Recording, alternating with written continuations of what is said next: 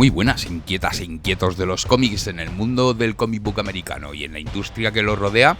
Con toda su parafernalia hay nombres que van de lo glorioso a lo infame. Muchos de estos nombres tan endiosados o por contra tan maltratados por el fandom que da miedo.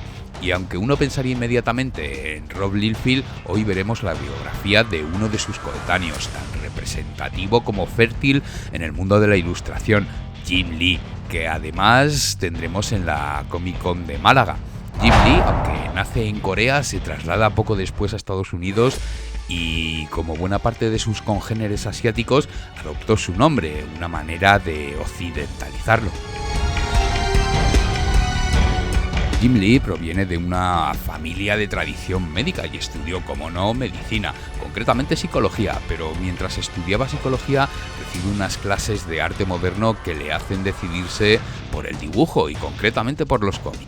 Major pre-med, so I was taking all my pre-med classes, and so your senior year, you have to write a thesis to graduate, and so a lot of students basically set aside easy classes, gut classes, to kind of lighten their workload so they can focus on writing their thesis. And so I saved Music 101 and art studio classes, and I just loaded up on those. And, the art class ended up being kind of the most enjoyable class I took in the 4 years I was at school. It was actually taught by an abstract expressionist artist who would commute down from New York City. Yeah.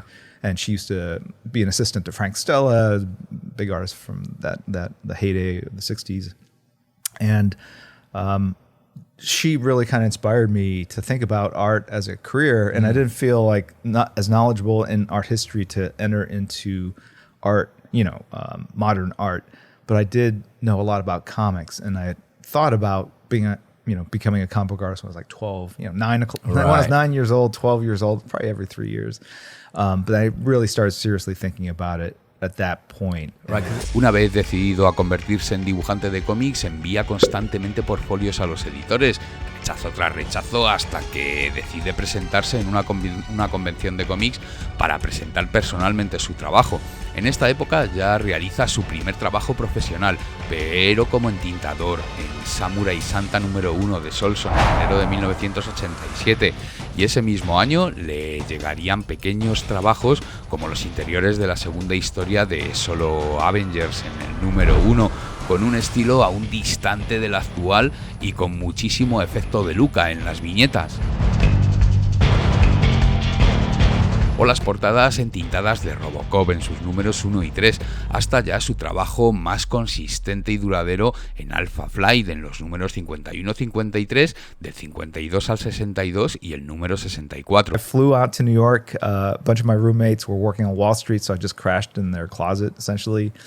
Went to the convention. I met an editor at Marvel. He liked my work, and he gave me my first assignment. He gave me a tryout story. So, oh, wow. Yeah, it all started from that convention. So, And then how does it work? Were you still living in St. Louis at the time? Yeah. So you were working on your assignment in St. Louis?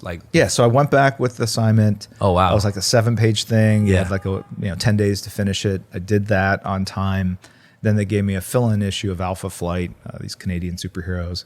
And, they might have given me like a month. But at that point, I don't know if to make that deadline required a lot more intensity and a lot more time commitment. And, it was a physically grueling thing. Like I pinched a nerve in my shoulder blade, and that really ached. And I had to get like a harness to pull my shoulders back. My knuckles were like on fire. Mientras sigue dibujando para Marvel, esta vez dibujando el diario de guerra del Castigador, tanto los interiores como las portadas del 13 al 19, Jim Lee se muda y, curiosamente, ese lapso de tiempo en que busca nuevo alojamiento, conoce a uno de los grandes manejadores de los bloques de negros de nuestro tiempo, el creador de Hellboy, Mike Mignola. So my editor at Marvel, who'd worked with a lot of new talent, had brought in a guy named Mike Mignola, who's creator of Hellboy, who was living in Oakland at the time, and he called up Mike and said, "Hey, this guy's new. He's up and coming. Can you let him crash at your place while he found an apartment?" So Mike Mignola was super. Had never met the guy, didn't know him at all. He put me up on a sofa for like 3 days till I found a rental. and they had like a little... St. George Saga número 8 y Quarterlight número 1, donde realiza lápices y tintas para Epic Comics, serían el preludio de su trabajo más conocido y admirado de la época y que marcarían todo un estilo en la Marvel de 1989 con X-Men, de los que ya era admirador, precisamente por ese sentimiento de alineación, una lectura que le marcó. Los X-Men de Chris Claremont y John Byrne, que leía como adolescente y cuya posición de parias sociales le hacían sentirse identificado en un mundo que trataba con condescendencia a los migrantes asiáticos.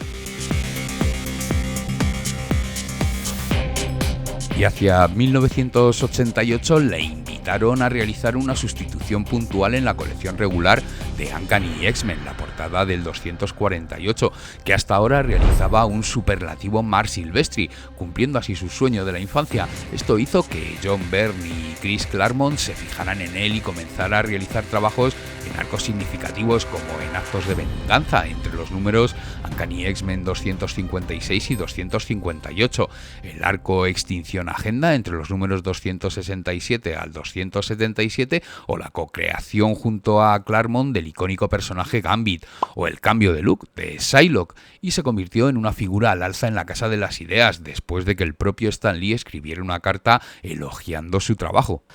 He wrote a letter to Tom DeFalco, who was the editor-in-chief at the time, and it was just kind of, talking about how much he liked the work that I'd done. And so Tom... He was observing from a distance. Yeah, it was really, I shared the letter on Instagram, and just, it's like, I don't know how these guys do it. Stuff looks better and better with every issue. Wow. Signed, Excelsior Stan. And so Tom had mailed me that letter, so I have it framed in my office at home. Sure. So yeah, it's kind of cool. Sure, you were stoked when you first got that. Absolutely, man. Y por fin, en 1991, Claremont confió al dibujante la nueva colección regular de X-Men, cuyo primer número fue muy emblemático, con una mítica portada con 4 variantes que componían la ilustración, o un especial de portada desplegable, y que aún hoy sustenta el mayor número de ventas para un ejemplar, nada menos que 8 millones de copias. Una auténtica barbaridad y muy difícil de superar aún a día de hoy.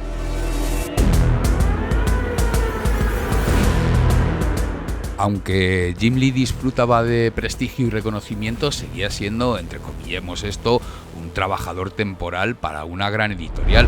Y justo antes de la crisis que sacudió la industria del TVO en los 90, junto a Todd McFarlane, Rob Liefeld, Max Silvestri, Eric Larsen, Jim Valentino y Will Sportacho, acaba creando Image Comics, que nació para plantar batalla a Marvel y DC, reconociendo la autoría de sus dibujantes y guionistas en forma de beneficios económicos. Esto sentó unas bases, un precedente muy demandado desde tiempo atrás por los creadores dentro del medio.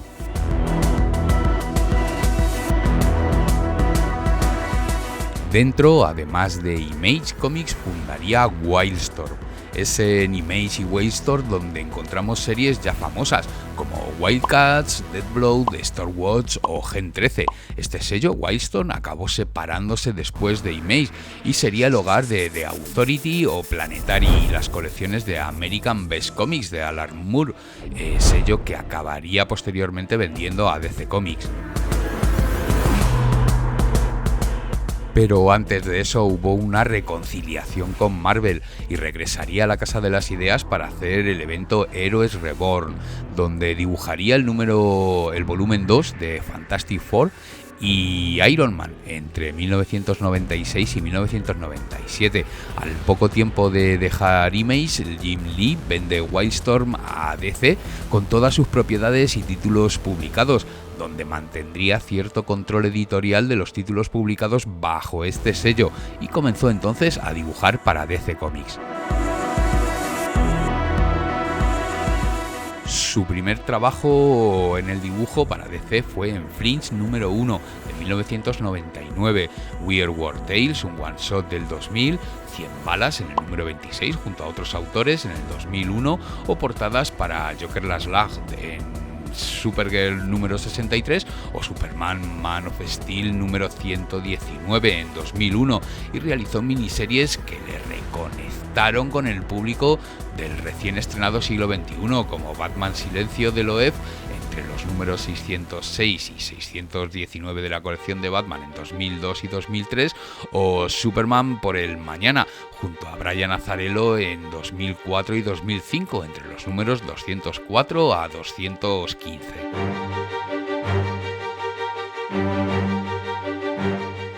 En 2005 nos llegaría el inconcluso All Star Batman y Robin.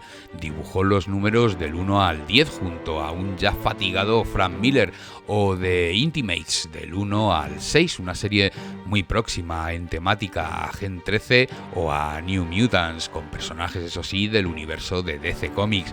A partir de este momento comenzamos a ver menos al dibujante Jim Lee, salvo quizá para portadas variantes, y más al editor, que más tarde y hasta la actualidad sigue como presidente y director creativo de DC Comics.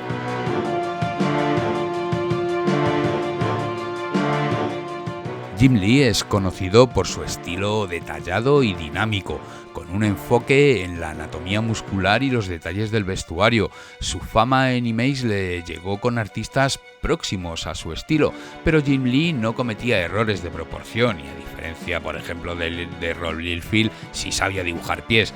Puede ser que la carrera de Jim Lee no te resulte tan impresionante como las carreras de otros autores que hemos tratado en el canal, pero hay cosas innegables, como que su dibujo marcó el tono estético en los 90, que aún hoy perdura hasta el punto de dibujar el comic book más vendido desde hace 30 años. Estoy seguro de que conoces a Jim Lee. Déjame tu opinión al respecto en comentarios, dale al like si es que te gustó el vídeo y suscríbete y enchufa la campanita si quieres más de este contenido, que eso ayuda mucho a que siga flotando el canal. Y si quieres saber más sobre grandes autores de cómics, pincha en alguno de estos enlaces que seguramente también te interesan.